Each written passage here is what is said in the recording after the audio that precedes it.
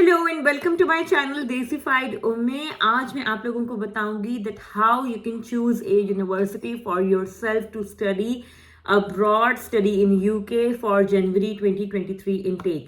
तो चलिए शुरू करते हैं अपनी वीडियो विदाउट फर्दर अडू।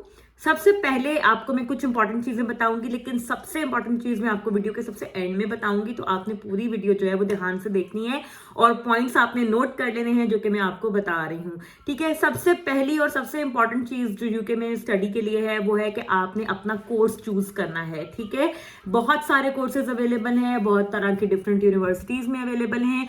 आपने जो भी कोर्स स्टडी करना है उसकी कुछ शराइत होती हैं, कुछ चीज़ें हैं जो आपने देखनी है, जहन में रखनी है। वो ये कि कोर्स जो आप चूज करें वो आपकी प्रीवियस एजुकेशन और आपके फ्यूचर के स्टडी गोल्स के साथ अलाइंड होना चाहिए, रिलेट करना चाहिए। बिकॉज क्या होगा कि ये आपको सिर्फ एडमिशन लेने के लिए ही नहीं बल्कि वीज़ा लेने में भी हेल्प करेगा। जब आप ऐसा कोर्स चूज करोगे जो आपकी प्रीवियस स्टडी और आपकी आने वाली फ्यूचर के गोल्स के साथ रिलेट करता होगा और आप उसी की बेस के ऊपर अपना एसओपी लिखोगे, तो आपको वीजा लेने में और एडमिशन लेने में ज्यादा आसानी होगी। बिकॉज यूनिवर्सिटी कैन सी कि आपने कुछ सोच समझ के कोर्स चूज किया है। अगर आप सिर्फ इस गर्ज से कोर्स कोई भी चूज कर लेते हो कि हमने तो सिर्फ बाहर ही जाना है, तो वो फिर आपके लिए बाद में प्रॉब्लम्स क्रिएट कर सकता है। तो ये चीज आपने जहन में रखनी है। ठीक है जी, जब एक दफा आपने अपना कोर्स डिसाइड कर लिया, फिर आपने उस कोर्स को सर्च करना है। ठीक है, वो आपने सर्च किया, आपने कुछ 10 एक यूनिवर्सिटीज को आपने एक लिस्ट बना लेनी है कि इन 10 यूनिवर्सिटीज में मेरी पसंद का कोर्स ऑफर होता है। और फिर आपने उन 10 यूनिवर्सिटीज के अंदर से शॉर्टलिस्ट करनी है मैक्सिमम 4 से 5 यूनिवर्सिटीज जिनके अंदर आप एडमिशन अप्लाई करोगे।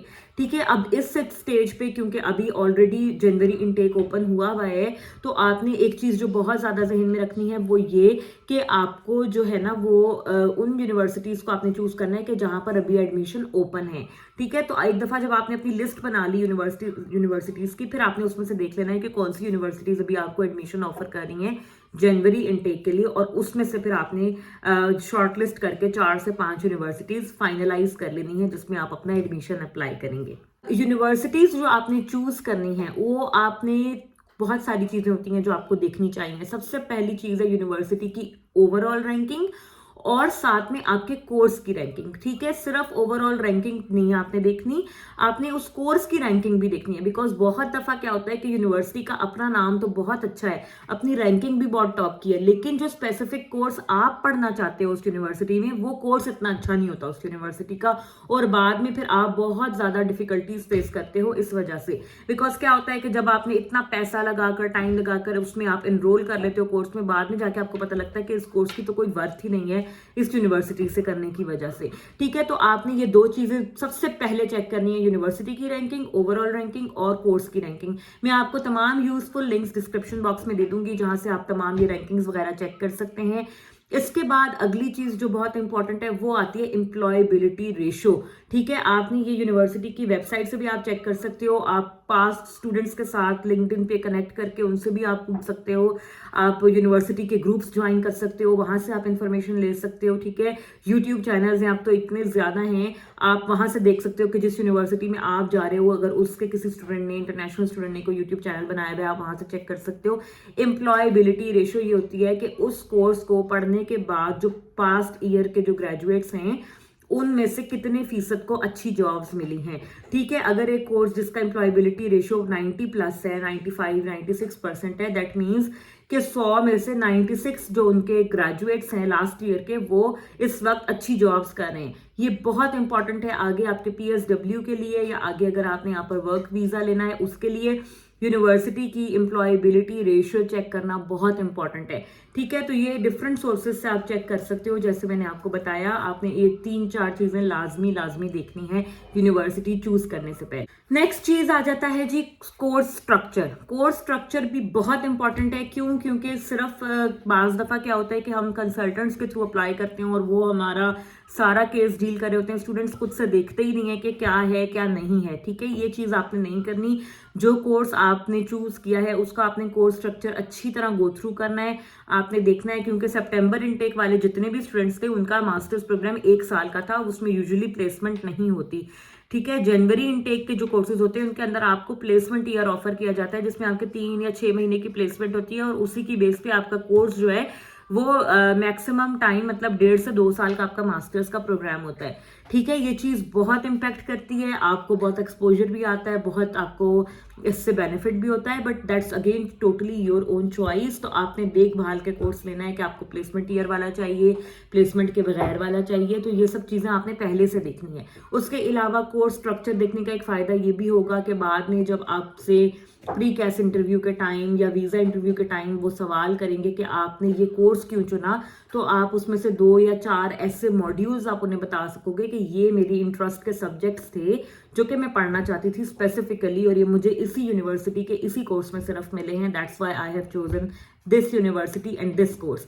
ठीक है, तो जितना ज़्यादा आप अपने आप को इन्फॉर्म्ड रखकर डिसीजन करेंगे उतना ही ज़्यादा आपके लिए फ़ायदेमंद होगा, और बाद में आपको तमाम जो आपके स्टेजेस आते हैं एडमिशन के उसमें आपको आसानी होगी। कैंपस का इन्वायरमेंट और वहाँ पर इंटरनेशनल स्टूडेंट्स कितने हैं ये चीज़ आपने देखनी है।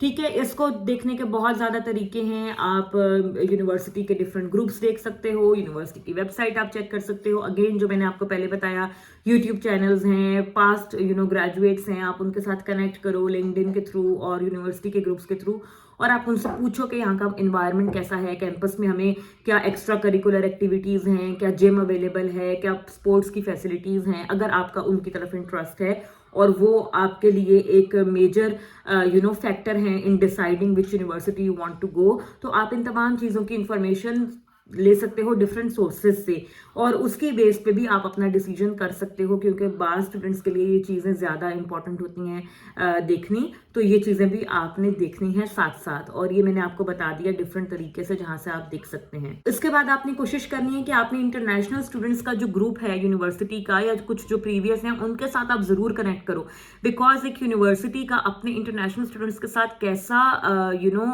उनका बिहेवियर है, किस तरह से वो डील करते हैं, ये बहुत क्रूशियल है आपके लिए कि आप इस चीज़ को रिसर्च करो और देखो।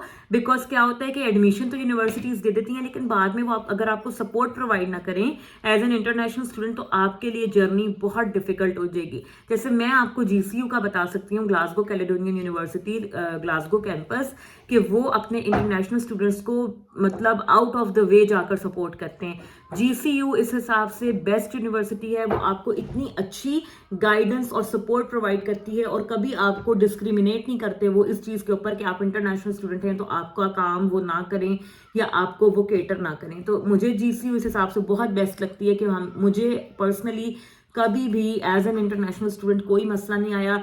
वीज़ा की हेल्प से लेकर मुझे स्टडी की हेल्प से लेकर फाइनेंशियल सेटलमेंट वेलबींग, हर तरह की मुझे सपोर्ट यूनिवर्सिटी प्रोवाइड करती है। That again depends on me कि मैं कितना उन रिसोर्सेज को यूज़ करती हूँ, बट यूनिवर्सिटी हमें हर फैसिलिटी यहाँ पर प्रोवाइड करती है। तो ये चीज़ बहुत इंपॉर्टेंट है, आपके लिए एक डिसाइडिंग फैक्टर हो सकता है। तो आप इस चीज़ को ज़रूर करें, और मैं आपसे ये कहूँगी कि डू योर रिसर्च। जितना आप अपना डिसीजन करने से पहले अपने ओन पर रिसर्च करेंगे उतना ज़्यादा आप अपने स्टडी अब्रॉड एक्सपीरियंस के बारे में कॉन्फिडेंट होंगे, अपनी चॉइस ऑफ यूनिवर्सिटी के बारे में आप कॉन्फिडेंट होंगे। ठीक है, तो आपने अपनी रिसर्च अपने ओन पर करनी है। अपने कंसल्टेंट के ऊपर आप मत छोड़कर बैठ जाएं कि सिर्फ कंसल्टेंट ही बस जो कंसल्टेंट ने कह दिया वही है। पढ़ना बाद में आपने है जाकर, तो आपका अपना सेटिस्फाई होना बहुत ज़रूरी है, और उसमें आपका अपना कंट्रीब्यूट करना उससे भी ज़्यादा ज़रूरी है। तो आप अपनी रिसर्च अपने ओन पर करें। आजकल तो इतनी फैसिलिटीज़ हैं, आप इतनी जगह से रिसर्च कर सकते हो, आप लोग करें, and then you will be able to decide better for yourself. कुछ कंट्रीज ऐसी भी हैं जहाँ पर ओपन डेज करती हैं यूनिवर्सिटीज़, जैसे I know some of the UK universities do their open days in Pakistan, India, Nigeria, other African countries, Bangladesh वगैरह। तो आप यहाँ पर जाकर जब यूनिवर्सिटी के ओपन डेज हों आप वहाँ पर जाएं, वहाँ पर जाकर आप यूनिवर्सिटी के रिप्रेजेंटेटिव्स के साथ आप कॉन्वर्सेशन करें, उनके साथ आप इंगेज करें। आप देखें कि उससे आपको एक बहुत अच्छा एक मिलेगा आइडिया कि यूनिवर्सिटी का माहौल कैसा है, और वो आपको एक बेहतर तरीके से हेल्प आउट कर सकता है in deciding that which university you want to go to. तो अगर आपके कंट्री में, आपके सिटी में ओपन डेज होते हैं और आप इजीली उन्हें एक्सेस कर सकते हो, तो आई वुड रिकमेंड कि आप अप्लाई करने से पहले या डिसीजन लेने से पहले ज़रूर उनमें जाएं, और जाकर यूनिवर्सिटी के बारे में जितनी इंफॉर्मेशन, जितने क्यूरीज आपके माइंड में हैं, आप वो सब वहाँ पर क्लियर कर सकते हैं। अब जी 3 सबसे ज्यादा इंपॉर्टेंट चीजें, सबसे पहली आ जाती है कॉस्ट ऑफ लिविंग। ठीक है, तो डिसाइड करने के लिए कि कौन सी यूनिवर्सिटी में आपने पढ़ना है, सिर्फ यूनिवर्सिटी का अच्छा होना जरूरी नहीं है, उस सिटी का आपके लिए लिवेबल होना भी बहुत जरूरी है। ठीक है, अब अगर आप किसी ऐसे सिटी में चले जाओ जैसे स्कॉटलैंड में, स्कॉटलैंड तो वैसे नॉर्थ में ही है, लेकिन अगर आप इसमें भी अप नॉर्थ चले जाते हो, जैसे डंडी हो गया, जैसे कि एबरडीन हो गया, या उससे भी आगे, तो वहां पर अगर आप जाओगे तो ऑब्वियसली आपके लिए मुश्किलात आएंगी in finding job, in finding work, because वो बहुत स्मॉल विलेज टाउन एरियाज हैं, रिमोट एरियाज हैं। वहां पर मौसम भी आपको बहुत ज़्यादा सवेयर मिलेगा, वहां पर आपको जॉब अपॉर्चुनिटीज़ भी कम मिलेंगी, आपको अपने जैसे लोग भी कम मिलेंगे, और आपको खाने पीने में भी थोड़ा बहुत इशू आ सकता है। तो आप जितना ज़्यादा देखभाल के रिसर्च करके सिटी चूज़ करोगे उतना ही आपके लिए फ़ायदा है। अब इसमें यह भी है कि अगर आप सेंट्रल लंदन की कोई यूनिवर्सिटी चूज़ कर रहे हो, या लंदन के आसपास की आप कोई यूनिवर्सिटी चूज़ कर रहे हो, तो वो आपको बहुत महंगी पड़ेगी in terms of cost of living, because London में आपको वन सिंगल रूम जो है ना शेयरिंग में, वो आपको 600 से 700 पाउंड का मिलता है पर मंथ, जबकि वही आप ग्लासगो में 600 से 700 पाउंड में 1 बेडरूम और समटाइम्स 2 बेडरूम का पूरा एक फ्लैट ले सकते हो पर मंथ। ठीक है, तो आप यहीं से देख लो कि कॉस्ट ऑफ लिविंग का कितना बड़ा डिफरेंस है लंदन में, और जितना ज्यादा आप लंदन से दूर होते जाओगे उतना ही ज्यादा आपकी कॉस्ट ऑफ लिविंग कम होगी। ठीक है, मेरे लिए जीसीयू डिसाइड करना इसलिए भी एक मैंने डिसाइड किया था बिकॉज यहाँ पर कॉस्ट ऑफ लिविंग कम थी। मैंने एक लंदन की यूनिवर्सिटी भी देखी थी जब मैं खुद डिसाइड करी थी, but I chose GCU because मुझे था कि मेरी कॉस्ट ऑफ लिविंग कम होगी। और शुरू में हमने जो है 1200 पाउंड्स में मैं और मेरे हस्बैंड, हम दोनों बहुत अच्छा मैनेज कर लेते थे ग्लासगो के अंदर। ठीक है, तो ये मैं आपको बता रही हूँ कि ये बहुत बड़ा डिसाइडिंग फैक्टर है। फिर आपने ये भी देखना है कि यूनिवर्सिटी के आसपास आपको जिस सिटी में आप जा रहे हो वहां पर आपको अपने जैसा फूड मिल जाएगा। फूड भी एक बहुत बड़ा डिसाइडिंग फैक्टर होता है। बेशक शॉर्ट टर्म में आपको ना पता लगे, लेकिन लॉन्ग टर्म में जब आपने 2 या 3 या 4 साल एक जगह पर रहना है, तो ये बहुत आपको बाद में चीज तंग कर सकती है अगर आपको आपके टेस्ट के हिसाब से ग्रोसरीज या खाने पीने की चीजें ही ना मिले। तो ये भी आपने देखना है। ठीक है, फिर आपका रेंट, यूटिलिटीज, हर चीज एक मुनासिब आपका होना चाहिए बजट, जो आप मैनेज कर सको बाद में। सबसे इंपॉर्टेंट चीज जो मैंने आपसे प्रॉमिस किया था सबसे एंड में मैं आपको बताऊंगी, वो है टियर 4 स्पॉन्सरशिप एक्रेडिशन।